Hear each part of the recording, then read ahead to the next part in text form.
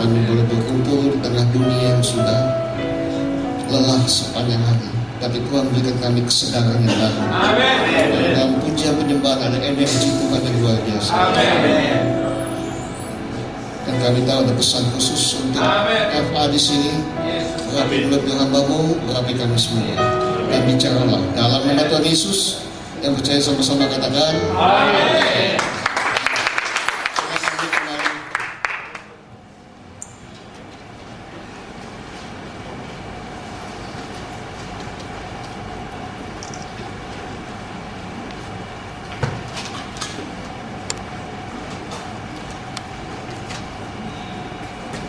Shalom. Udah lama saya tidak di sini, tapi ya masih kenal juga dengan beberapa yang masih ada ya. Beberapa Pak Suhandi di sini, itu dan ada Pak Bambang, ada Pak Nobu, sekarang Nobu Sam, dan ada Pak Sos, macam-macam dan semua ya. Gak kenal pun sudah dekat. Amin. Saudara mau Pak Niko datang ke sini? Amin. Dia tiap minggu datang, tak ada pesta-pesta. Nah, sedikit mengenai FA. Sebetulnya kalau di pusat gak disebut FA lagi, disebutnya kan KUL. FA itu kecil, hanya satu keluarga saja top. Tapi kalau udah menjadi satu komunitas, KUL itu adalah Community of Love, atau dalam bahasa Indonesia komunitas daripada kasih. Saya rasa sih itu udah komunitas ya, bukan FA gitu ya. Tapi dalam komunitas itu harus ada FA, food ada, makanan ada kan? Tadi ada makanan kan. Nah, sebagai kasih Tuhan Yesus, sebetulnya FA itu apa? Saya sudah berkali-kali katakan. Dulu ada FA, kemudian itu menjadi suatu bukan satu program, karena sesuatu yang dilakukan dalam GBI dalam Pak Niko. Dan gereja pertama yang dari FA ada GBI Bogor, itu betul-betul 100% FA. Nah dari situ tuh sebetulnya KUL itu harus menjadi gereja. Ya, KUL itu bukan pecah, bukan besar pecah, enggak. KUL itu harus jadi gereja.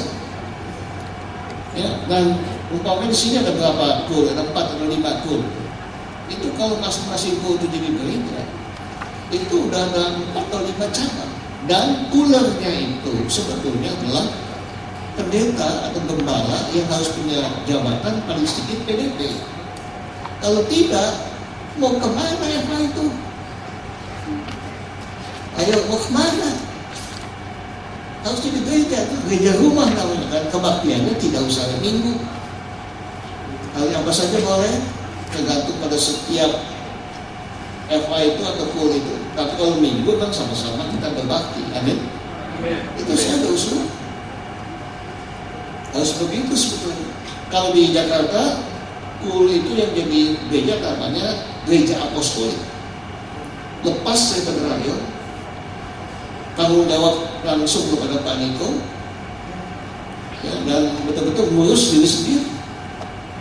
Jadi sesuatu yang betul-betul bersifat bukannya lepas, tapi interdependen. Dependen tapi interdependen. Seharusnya begitu. Kalau mau jadi sesuai dengan rencana Tuhan. Dan kemudian saya lihat dari sini banyak orang yang intelek, profesional intelek.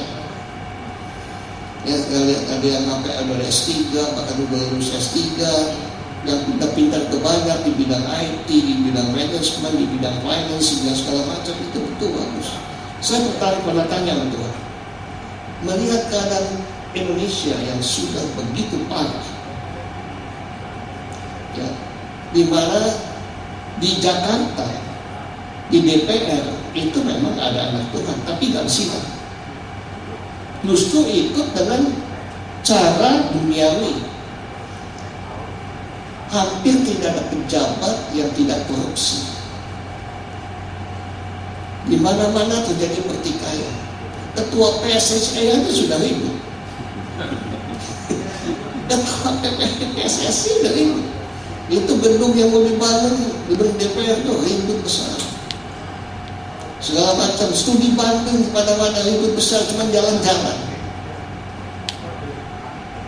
Kemana? Mau kemana uang rakyat itu? Saya tanya Tuhan, apa Indonesia akan begini? Tuhan bilang enggak. 2011 adalah tahun multiplikasi dan promosi. Tetapi juga tahun transisi. Artinya, kalau respons kita baik kepada firman Tuhan, itu akan jadi baik. Kalau respons kita jelek, itu akan jadi jelek. Nah, Tuhan katakan khusus 2011, meskipun goncangan-goncangan akan tambah dahsyat, terutama seluruh dunia, terutama di Indonesia, goncangan bukan main. Tetapi luar biasanya, ekonomi membaik. Kenapa bisa begitu? Goncang tapi ekonomi membaik. Yang kedua, banyak yang tidak seiman dengan kita. Itu percaya Yesus. Kenapa? Melihat mujizat dan mengalami mujizat. Sehingga mereka itu percaya Yesus meskipun mereka tidak pindah agama, meskipun mereka tidak ke gereja, meskipun mereka tidak dimuridkan, meskipun mereka tidak dibaptis, tapi percaya Yesus. Saya sempat tanya, Tuhan kenapa begini? Tuhan bilang jangan pakai paradigma lama. Seperti ini nih. Ini gereja di sini, sebetulnya ini gereja pelatihan. Nggak bisa dia dimuridkan, dipegang itu sudah bisa. Ini gereja pelatihan. Tetapi yang keluar dari sini harus bisa memancar dimanapun mereka berada. Ya, nah itu begitu. Billy Graham 10 tahun yang lalu ditanya oleh Robert Schuller waktu diwawancara di CNN. Robert Schuller tanya sama Billy Graham, tubuh Kristus pada akhir zaman terdiri dari siapa saja? Billy Graham dengan jelas mengatakan tubuh Kristus pada akhir zaman bukan hanya orang Kristen, tetapi terdiri daripada seluruh suku, bangsa, kaum dan bahasa seluruh dunia, agama apapun juga, tetapi yang percaya pada Yesus. Billy Graham dibilang sesat. Hasil wawancara itu di internet masuk ke Indonesia, dibagikan di gerejanya Pak Niko. Semua baca, semua bilang Billy Graham sesat. Hanya Pak Niko masih bilang Billy Graham tidak sesat. Khususnya Indonesia, Tuhan sayang Indonesia. Amin. Tuhan sayang sama gereja. Bayang sayang pada anak Tuhan. Tuhan tidak mau lagi ada sarang. Tuhan tidak mau lagi gereja dibakar. Ya, untuk itu apa? Pakai cara Tuhan. Yaitu nanti Tuhan akan bekerja melalui sign and wonders, melalui mujizat-mujizat, melalui goncangan-goncangan, sehingga yang non-Kristen itu percaya, mau nggak mau percaya, karena melihat mujizat melalui mujizat. Meskipun tadi saya katakan tidak pindah agama, tidak ke gereja, tidak dibaptis, tidak dimuridkan. Kenapa? Karena gereja tidak menyelamatkan, agama tidak menyelamatkan. Baptisan bukan surat visa masuk ke surga. Enggak. Buktinya apa? Salah satu penjahat yang disalib bersama Yesus, tadinya sama-sama menghujat dengan penjahat lain. Begitu dia mengakui Yesus raja, Yesus katakan apa? Hari ini juga kau bersamaku di Firdaus. Sejak kecil jahat, gak pernah mengenal Tuhan. Kok bisa begitu?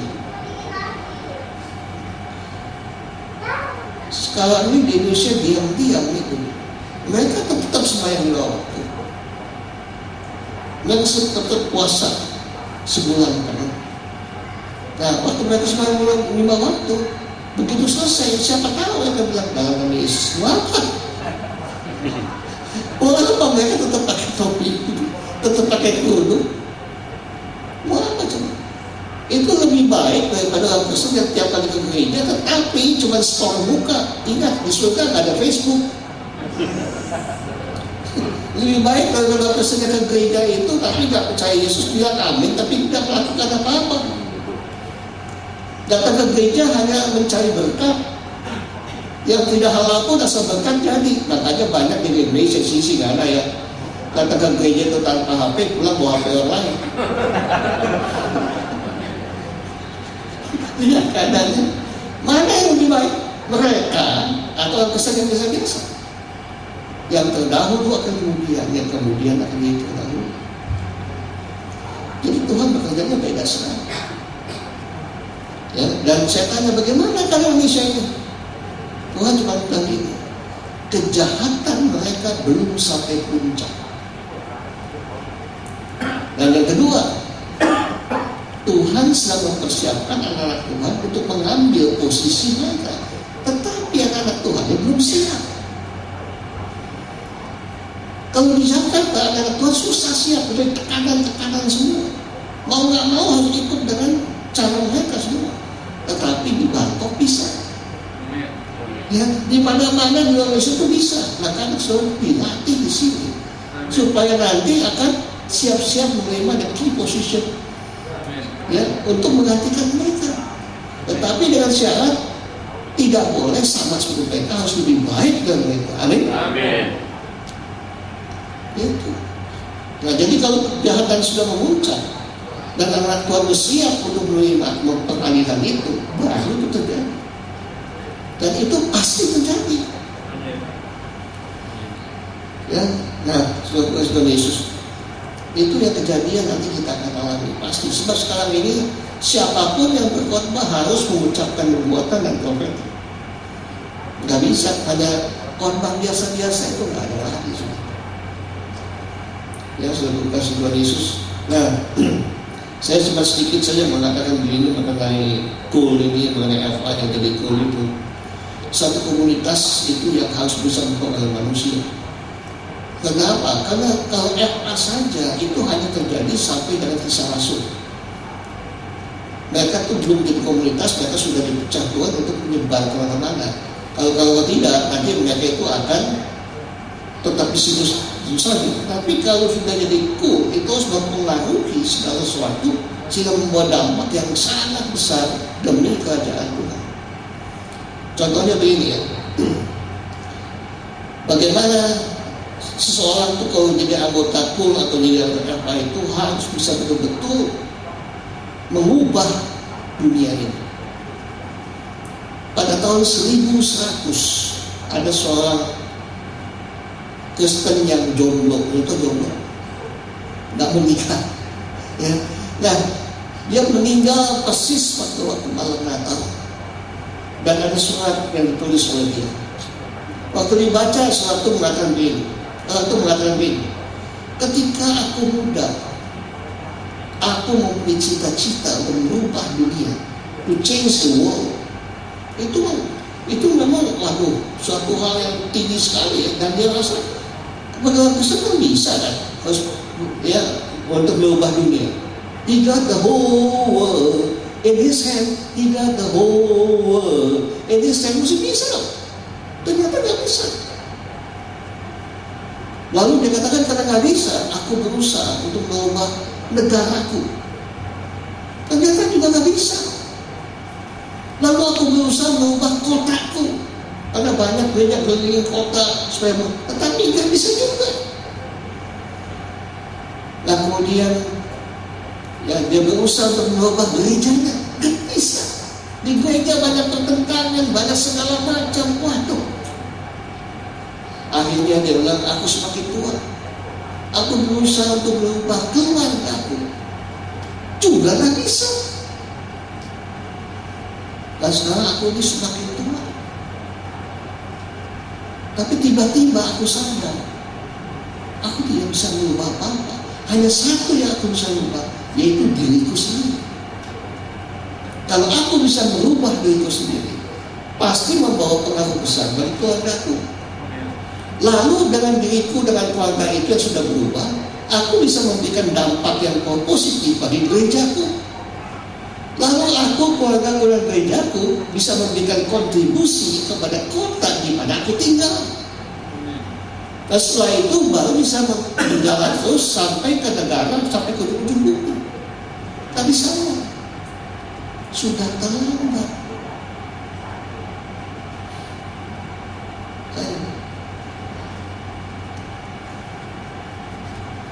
Kalau cool FK mau kuat, setiap anggotanya harus berusaha untuk bisa merubah diri sendiri. Bagaimana caranya? Coba buka 1 Yohanes 2.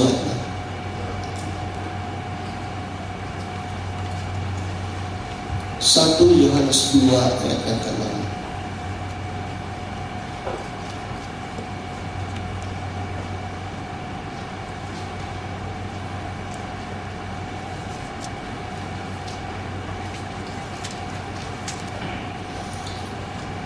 Ya, ini ayat jangan pernah lupa. Itu sebabnya Saul jadi Paul. Sekolah menjadi suatu kehidupan. Ya, dikatakan barang siapa mengatakan bahwa ia ada di dalam dia, artinya percaya pada Yesus dan berada di dalam Kristus itu, ia wajib hidup sama seperti Kristus telah hidup. Ia wajib hidup sama seperti Kristus telah hidup. Sebelum saya terangkan, kita coba merenungkan bagaimana kehidupan kita ini. Saya tidak mengerti, mungkin di sini ada yang Kristen sejak lahir seperti saya, sejak lahir Kristen. Tapi bertobatnya 42 tahun kemudian. Ini saya cerita kenapa. Kedua adalah mungkin tadinya bukan Kristen jadi Kristen. Tapi gak ada masalah. Sejak saudara jadi Kristen sampai detik ini, coba renungkan, apakah kehidupan saudara semakin lama semakin serupa dengan kehidupan Yesus? Kalau tidak, melencengnya sudah jauh. Coba begitu. Kalau suami kehidupannya seperti Yesus, waduh, istrinya tuh betul-betul luar biasa bahagia. Kalau istri hidup seperti Yesus, suaminya tuh waduh, beruntung sekali. Kalau orang tua hidup seperti Yesus, anak-anaknya waduh sukacita semua. Kalau anak-anak hidup seperti Yesus, orang tuanya bukan main senang. Kalau mantu hidup seperti Yesus, mertuanya senang. Kalau mertua hidup seperti Yesus, mantunya senang. Kalau kita semua hidup Yesus, gerejanya pasti unity. Iya kan?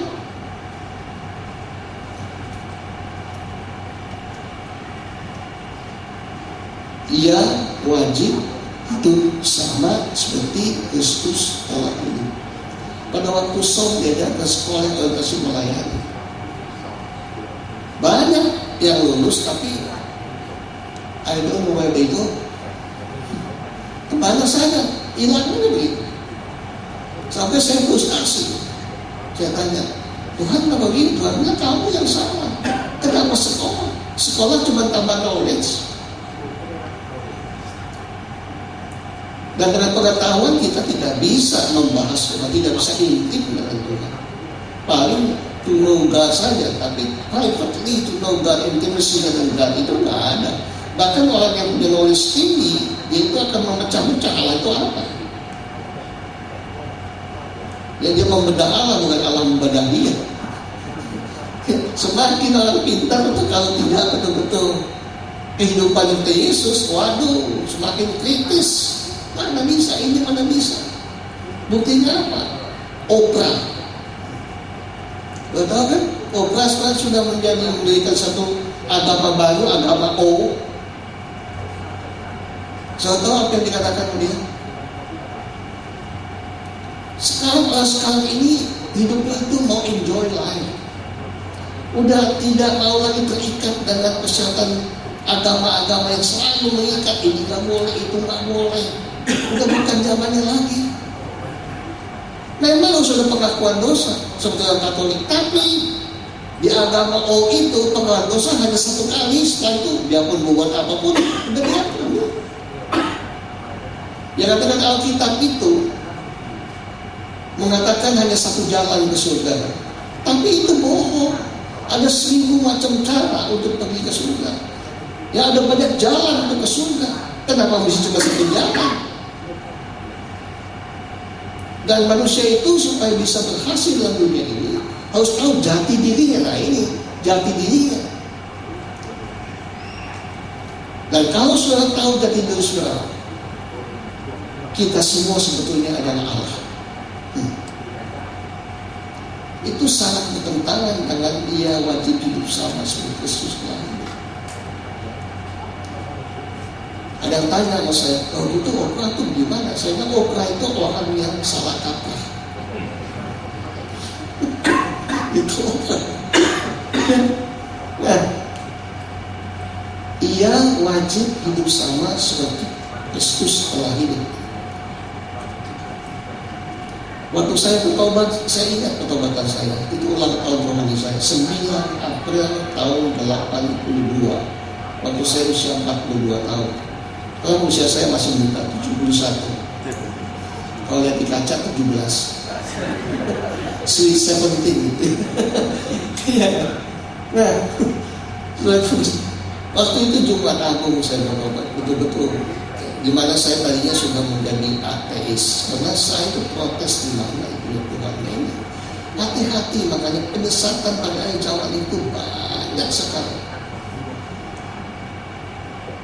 Saya itu sejak lahir Kristen, karena orang tua saya Kristen. Tetapi ini saya tidak percaya sama Yesus. Saya tidak percaya. Kenapa? Orang tua saya bilang Yesus Tuhan. Itu kan iman orang tua, bukan iman saya. Waktu saya sekolah minggu, guru sekolah minggu bilang Yesus Tuhan. Itu kan iman guru sekolah minggu, bukan iman saya. Pada waktu saya di gereja, pendeta saya bilang Yesus Tuhan. Itu kan iman pendeta, bukan iman saya. Saya tidak menerima. Karena siapa itu Yesus? Papa saya sebelum meninggal dia bilang saya, anak laki-laki itu harus 2 ya. Pertama itu pegang janji. Kalau janji dia perlu dilakukan. Yang kedua jangan bohong. Nah saya merasa bohong kalau tanya, ini Kristen ya? Oh saya bilang iya, saya kan bohong. Saya nggak percaya Yesus gimana sih? Jadi ada satu kontradiksi dalam diri saya.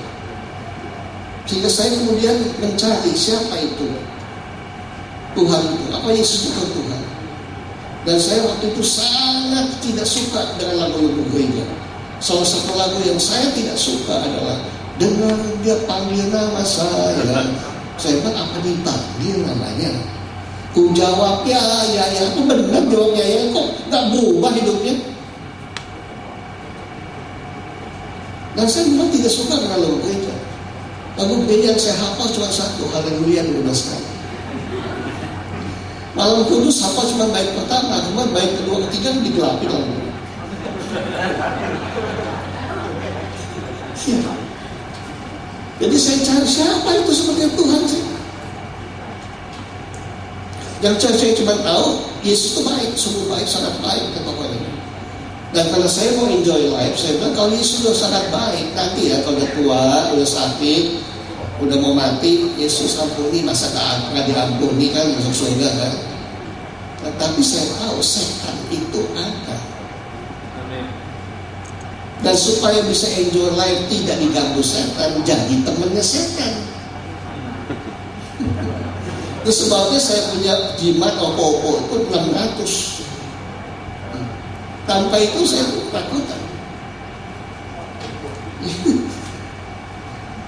Nah kemudian saya cari siapa itu Tuhan. Saya pelajari banyak agama Islam saya belajar 2 tahun.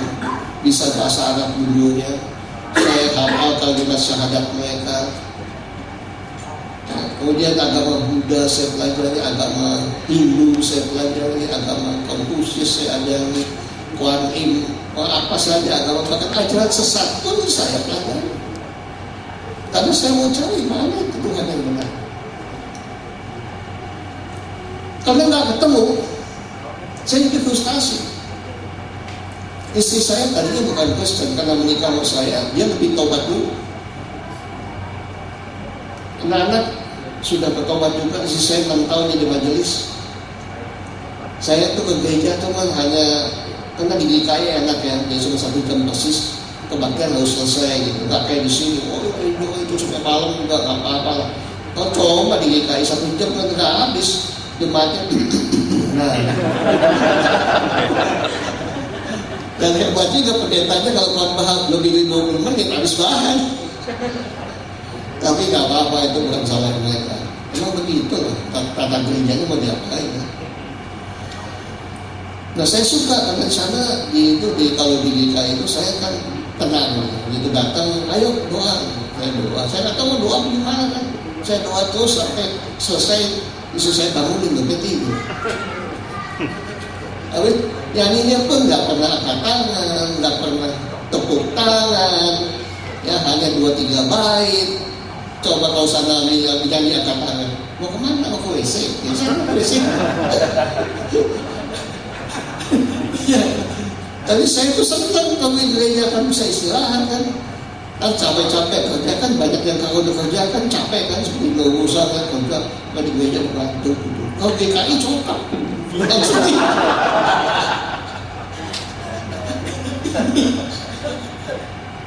nah waktu itu Jumat Agung 9 April tahun 82. Karena itu Jumat Agung tapi dikorbanin Paskah. Saya sampai bingung, kan beda Jumat Agung, Good Friday sama Paskah sama Easter itu kan beda. Ini Jumat Agung kok dikorbaninnya Paskah. Semua bilang selamat Paskah. Bagaimana sih? Sampai sekarang juga begini. Waktu Jumat Agung enggak, saya terima selamat Paskah pada ini sudah salah. Good Friday. Apa sih? Karena saya tahu nanti Jumat Agung kan itu luar biasa sekali kalau sudah tahu tentang Jumat Agung. Waduh, bagaimana Jumat Agung itu senturion kepala pasukan yang begitu sadis, yang tidak mengenal kasih, tugasnya adalah membunuh atau terbunuh. Pelaku utama yang menangkap Yesus sama menyalibkan Yesus sama melihat mati Yesus tiba-tiba beriman mengatakan sungguh dia ini anak Allah. Bagaimana bisa? Itu Jumat Agung. Itu luar biasa itu. Kalau tahu ada ceritanya. Nah, khotbah Paskah saya nggak tahu, saya nggak ngerti. Yang saya tahu cuma telur Paskah. Nah pulang ada 2 mobil, istri saya masih rapat lagi jadi majelis, anak-anaknya masih latihan tuh. Jam 6 sore jam 7 kan.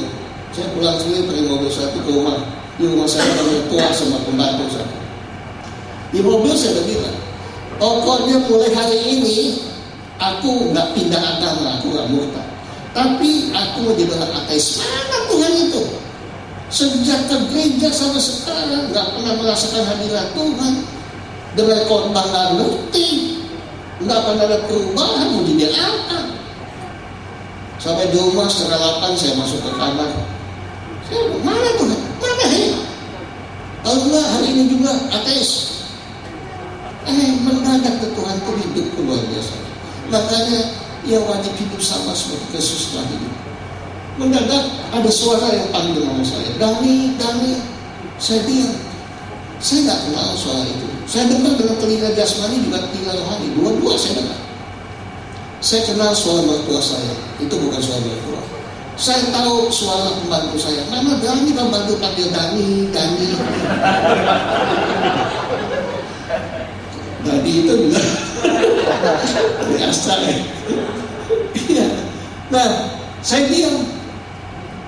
Kemudian kalau saya diam ditanya, kamu sekarang umur berapa? Wah, ini suara siapa kok ditanya umur kan? Kamu usia berapa kan?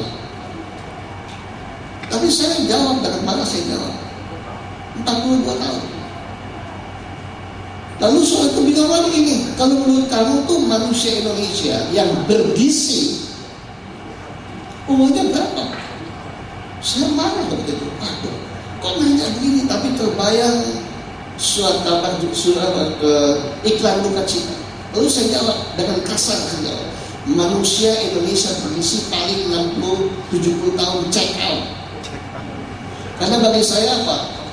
Lahir itu check in, hidup itu cekcok, mati itu check out. Udah cekcok, cek kosong lagi itu. Bagaimana coba? Saya jawabnya kasar. Soal itu bilang begini, oh kalau gitu kamu sudah 23 usia. Mendadak betul 42 tahun. Kalau saya hidup 60, udah 23. Mendadak udah rasa takut mati. Mendadak. Tapi soal itu tanya lagi, sebetulnya tujuan hidup kamu apa sih? Saya bilang, saya mau berhasil, saya mau sukses. Ditanya lagi, sudah berhasil belum? Sebelum saya jawab, saya lihat ada seperti kayak film kehidupan. Waktu saya ber-6 tahun sampai saat itu, wah pokoknya berhasil. Saya anak laki pertama, punya adik perempuan 2, keluarga menengah. Ya, kemudian saya lulusan alumni pertama Fakultas Hukum Trisakti, lulusnya Kumlot. Ya, saya kemudian juga kerja di Yamaha, dari guru gitar sampai board director. Ya, saya keluar negeri tiap tahun, punya mobil, punya kendaraan, punya rumah, punya istri, punya anak 2, perempuan laki-laki. Pokoknya sukses ya. Lalu saya bilang, kalau kamu udah sukses, katanya kamu nggak percaya sama Tuhan. Kalau kamu harus meninggalkan dunia ini, itu sudah sukses. Harus meninggalkan dunia ini, kamu mau ketemu Tuhan apa hantu? Saya pikir kalau ketemu hantu habis lah. Kata hantu itu, Yohanes 10:10, kalau dikatakan pencuri itu hanya datang untuk mencuri dan membunuh dan membinasakan. Tetapi aku datang untuk memberikan kehidupan yang penuh dengan kelimpahan. Saya tahu kalau saya nanti ketemu sama setan, habislah saya. Jadi saya beradakan diri, saya mau ketemu Tuhan. Soalnya itu tanya lagi, kalau ketemu Tuhan mau bilang apa? Saya bilang, saya lakukan yang baik-baik dong. Karena saya anggap Tuhan itu seperti manusia bisa dibohongi. Karena saya itu sejak kecil udah punya Alkitab.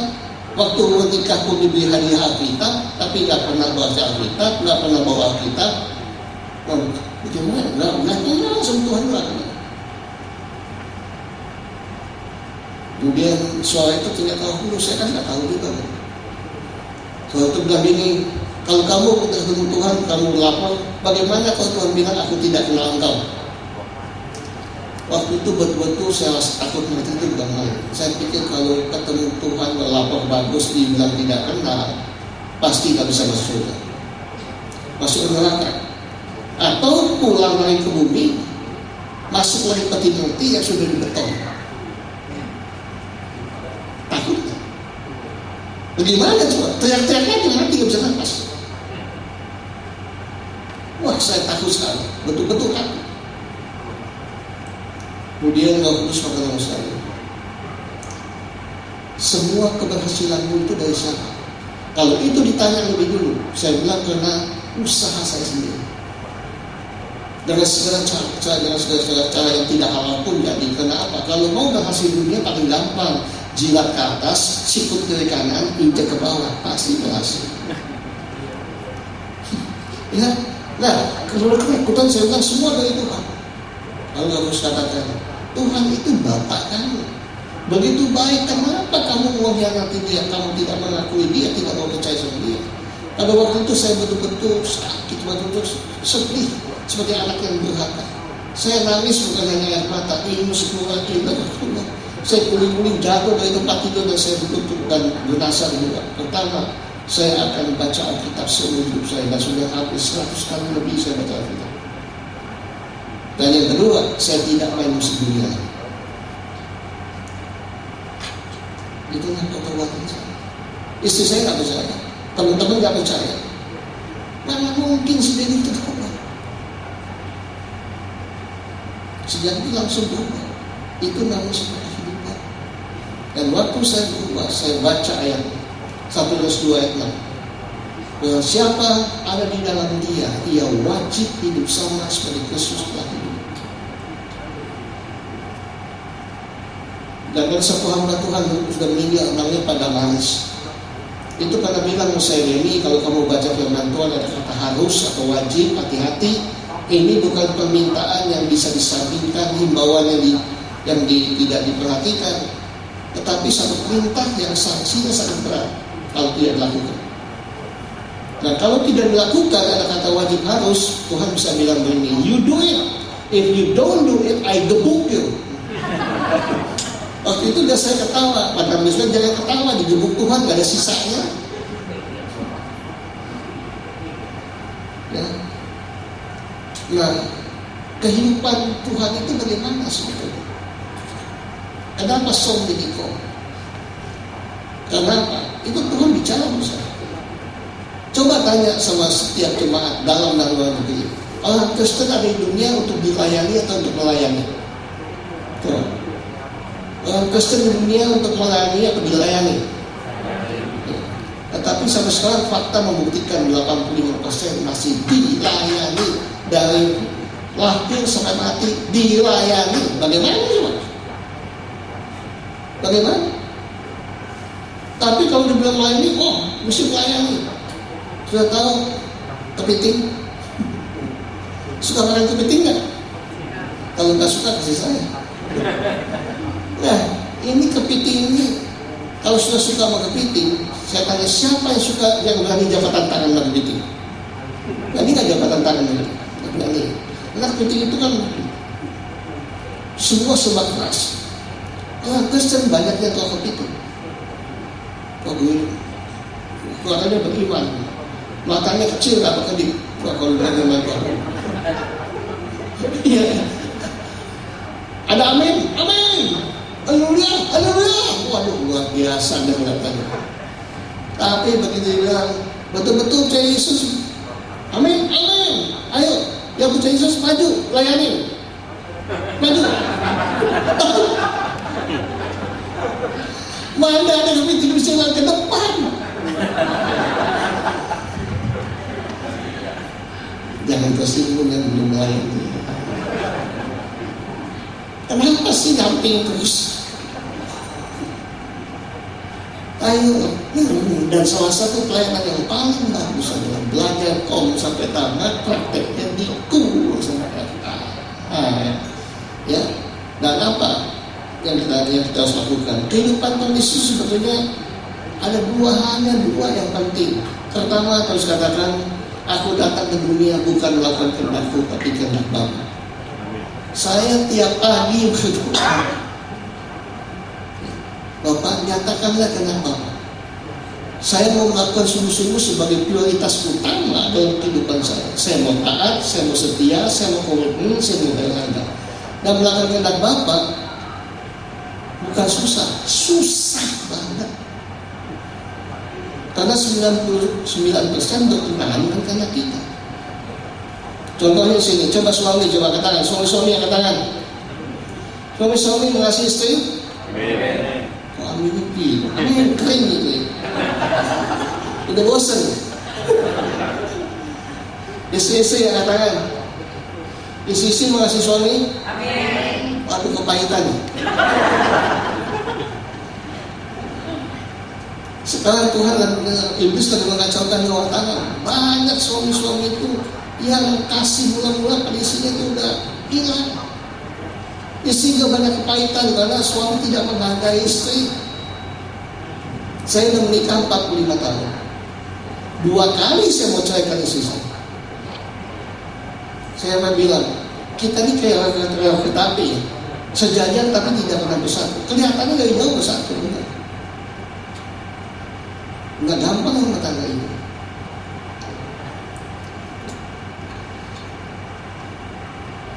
Rumah tangga itu sangat penting sekali. Dan iblis mau menghancurkan itu semua. Ya. Makanya kalau kita mau berubah dari kita melakukan kehendak Bapa itu tidak akan hidup dengan kasih. Betul? Kalau kita tidak bisa mengasihi pasangan kita yang dua menjadi satu, bagaimana bisa mengasihi orang lain? Saya mau cerita sedikit tentang pengalaman saya, bisnis saya.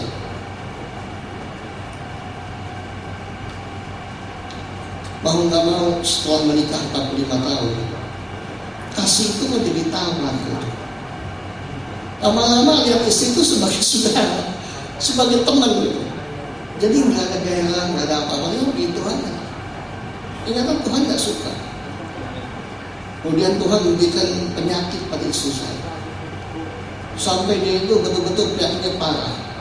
Katanya perubahan enzim, ada yang bilang, dokter bilang TBC. Dokter satu bilang cancer. Menderita sekali, napas saya teriak-teriak kesakitan. Sampai saya itu gimana saya bilang itu mulai timbul kasih melalui Tuhan. Udah penyakitnya saya tanggung. Dan saya merawat istri saya betul-betul. Sehingga istri saya itu kasih mula-mulanya timbul lagi. Karena dia betul-betul saya lewatin dia betul-betul dan betul-betul Tuhan kalau bisa tuh saya tanggung penyakit itu. Setelah mujizat kesembuhan, waduh kita hidupnya dalam kesembuhan luar biasa lagi, lebih daripada honeymoon. Tapi ada ujiannya. Pada suatu ketika lagi kami lagi nonton televisi, mendadak istri saya kentut berkali-kali, bau kayak kentut. Suami-suami kalau istri kentut diapain ya?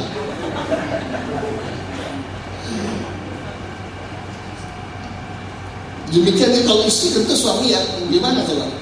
Ya, kalau suami kentut istri kentut bagaimana coba reaksinya? Wah pasti kan. Waktu saya nggak mau marah. Kau juga kenapa marah? Terus kentut sih. Loh, kamu mengasihi istrimu nggak? Iya dengan kasih mula-mula. Iya Tuhan. Kalau kamu mengasihi istrimu kasih mula-mula, kasih juga kentutnya.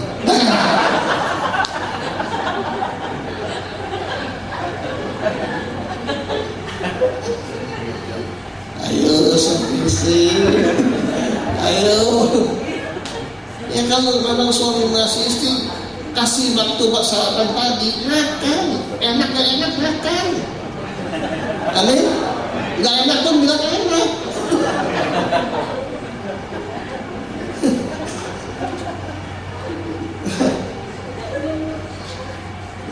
Itu memang kedua adalah yang kehidupan Yesus kudus, tadi kan holy dinyanyikan. Nah, bagaimana bisa hidup kudus? Wah, ini masalah juga. Hidup kudus sempurna itu jadi masalah juga. Ya nanti ya ada waktu sekarang untuk itu. Tapi yang penting adalah apa? Pada akhir zaman ini kita betul-betul harus menantikan kedatangan Yesus yang kedua kali. Amin. Percaya nggak Yesus mau datang kedua kali? Amin. Buka Wahyu 3 ayat 10 dan 11. Ayo, Wahyu 3.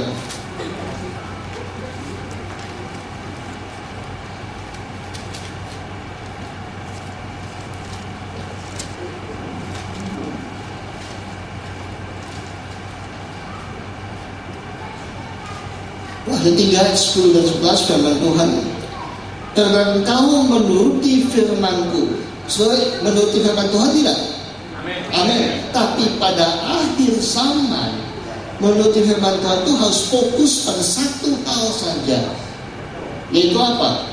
Karena engkau menuruti firman-Ku untuk apa? Untuk tekun menantikan Aku, maka Aku pun akan melindungi engkau dari hal pencobaan yang akan datang atas seluruh dunia untuk mencobai mereka yang diam di bumi. Aku datang segera, percaya nggak tuh? Peganglah apa yang ada padamu, ya, yang ada, peganglah yang ada padamu supaya tidak seorang pun mengambil mahkotamu. Nah, saudara kasih Tuhan Yesus. Ada yang tanya sama saya begini. Iya katanya Pak Niko bilang, bukan Pak Niko saja, banyak hamba Tuhan dalam Tuhan Yesus akan datang segera. Buktinya apa? Gereja yang mengatakan itu pasti banyak khotbahnya tentang akhir zaman. Banyak khotbahnya tentang ajaran sesat yang akan timbul dan akan kedatangan Tuhan yang kedua kali, itu akan dikhotbahkan. Tapi banyak gereja tidak pernah khotbah tentang hal itu. Dan orang yang percaya Yesus akan datang segera, seperti saya tiap pagi saya katakan, saya doa Tuhan Yesus, pada diraja, datanglah segera, datanglah segera, datanglah segera, undang dia. Bukan bilang cuma amin. Nah, saudara Tuhan Yesus, ada yang bilang sama saya, ya dah aku percaya deh Tuhan Yesus datang segera. Tapi kapan? Kalau saya tanya begitu, jawabnya gimana? Kapan? Yang saya kasih sedikit pengertiannya. Ini tafsiran saya. Kedatangan Tuhan Yesus kedua kali ada dua, secara umum dan secara khusus.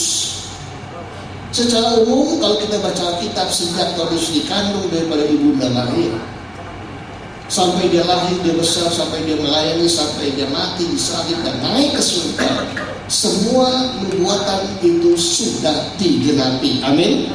Tinggal satu, kedatangannya kedua kali sebagai the King of Kings, itu aja yang umum. Jadi secara umum Tuhan Yesus itu berhak datang kapan saja, karena tinggal ini satu ini, betul nggak?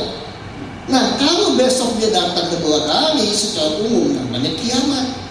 Nah, kalau besok kiamat kita di mana?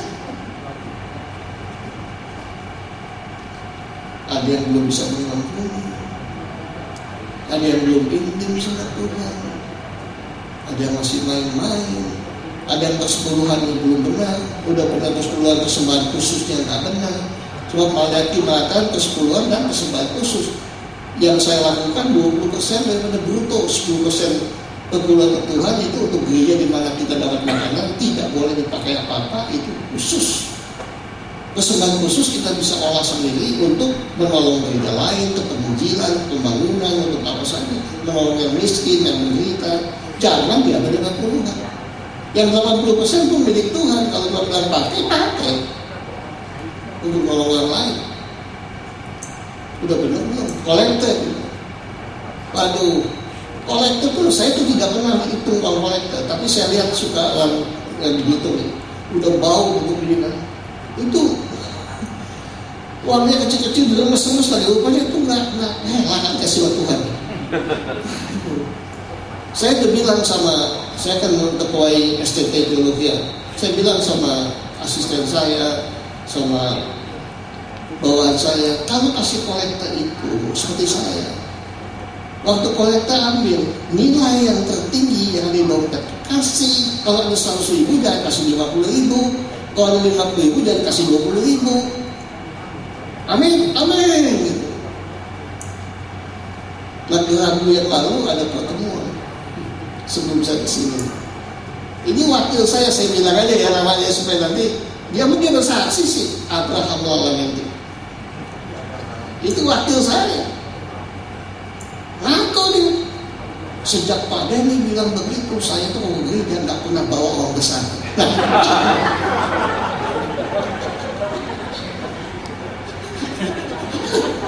Tapi justru minggu lalu waktu dia korban 4 gereja yang kecil-kecil, jauh-jauh lagi. Tahu bagaimana? Dia bawa uang itu 800.000 uang ribuan semua, ratusan semua. Kolektornya 2 kali. Mau kata ya? Dia Tuhan bikin begitu rupa sampai nggak ada pilihan. Gimana coba? Masa seminggu sekali bikin yang tidak bikin yang terbaik sih gitu kan. Ya, jadi kalau besok untuk kiamat banyak yang belum baca kitabnya selesai, masih banyak utang yang belum bayar, lebih belum balance hidupnya macam-macam lah ya. Kira-kira masuk nggak ya atau kemana ya kita ya? Kok bukannya tagang sih? Udah gak usah tegang, saya pastikan besok belum apa. Masih ada waktu untuk memperbaiki diri, amin. Amin. Ayo, yang kedua, secara khusus adalah waktu ajal kita. Manusia itu rentan, sekarang sehat, besok gimana dia ya? Ini bisa ya. Ada teman saya 9 tahun lebih muda dari saya. Dia pesen kapal selam seminggu Natal ke setahun sekali ke gereja. Orang kaya. Waktu ketemu saya tanya, kamu dari mana? Dari Singapura. Ngapain? Channel check up. Hasilnya wah semua bagus. Puji Tuhan. Seminggu lagi masuk ICU mati.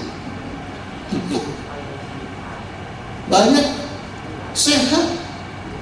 Keluar gereja tangkap mobil. Lagi jalan kesandung, palanya kena trotoar, langsung stop. Ini lagi main tenis mati. Bagaimana coba? Lagi sehat-sehat. Bahkan lagi makan keselak mati. Manusia itu rentan sekali kan. Tapi saya mau katakan, tidak selalu yang tua mati lebih dulu dari yang muda. Saya bisa buktikan. Ya. Remaja kita sampai dewasa muda ya, belum lahir sudah diaborsi. Beberapa banyak yang digugurkan. Sudah lahir mulai remaja sampai dewasa muda kena dengan asap rokok. ya, kena dengan judi, kena dengan minuman keras, kena dengan AIDS, kena dengan narkoba, sarafnya rusak, kena dengan bencana alam, kena dengan kejahatan manusia di bumi, kena dengan penyakit-penyakit yang ada, matinya banyak sekali. Saya langganan surat kabar Kompas, berita duka cita, saya lihat rata-rata 60 tahun ke atas. Kenapa yang 60 tahun ke bawah tidak dimuat berita duka cita? Enggak muat.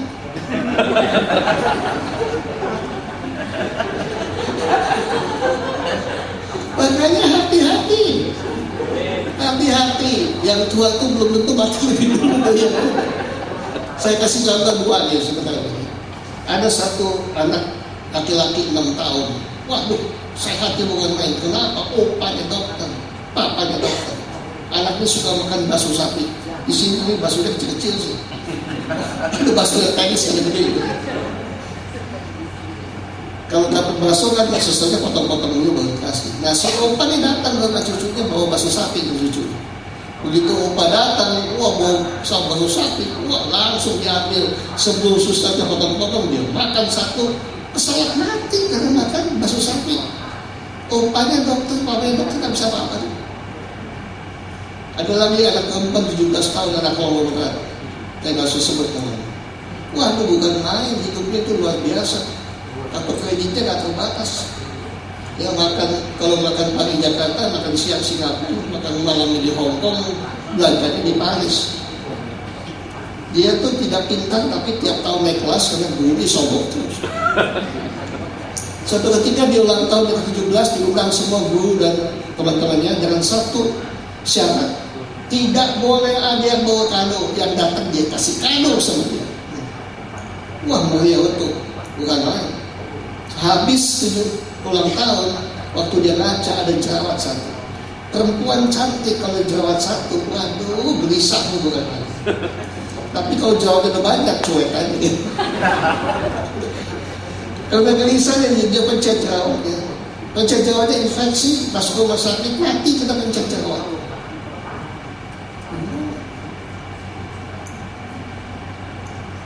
Ya, Tuhan Yesus akan datang segera secara khusus pada waktu ajal kita. Kalau kita benar, yang datang adalah El Shaddai. Kalau tidak benar, yang datang El Maut. Pilih. Ya. Nah itulah. Ayo kita unity, kita melatihkan dalam kondisi kedua kali. Ya, dan betul-betul mengubah hidup kita semakin lama semakin serupa dengan hidup Nabi. Ya, hidup akan kehendak Bapa, hidup kudus, sempurna, lakukan kehendak Bapa dengan sungguh-sungguh. Dan saya percaya kalau kita lakukan itu, diri kita akan mempunyai dampak yang besar dari keluarga kita. Nah, dengan kita dan keluarga mau dampak besar bagi kubu kita, kota kita dan gereja kita. Setelah itu kita, keluarga, dan gereja itu berdampak besar pada kota kita, pada negara kita, sampai ke ujung-ujung dunia. Amin. Itulah rencana Tuhan untuk kita semua. Ayo kita ikuti rencana Tuhan supaya betul-betul semua kita diberkati. Amin. Dan semua yang sini yang intelek ini siap-siap dipakai Tuhan. Amin. Ya untuk melatihkan posisi-posisi itu. Pasti supaya Tuhan yang ngasih Indonesia, dia mau Indonesia bermaju. Sebelum kedatangannya, ekonomi harus bertambah baik. Ayo kita balik dulu.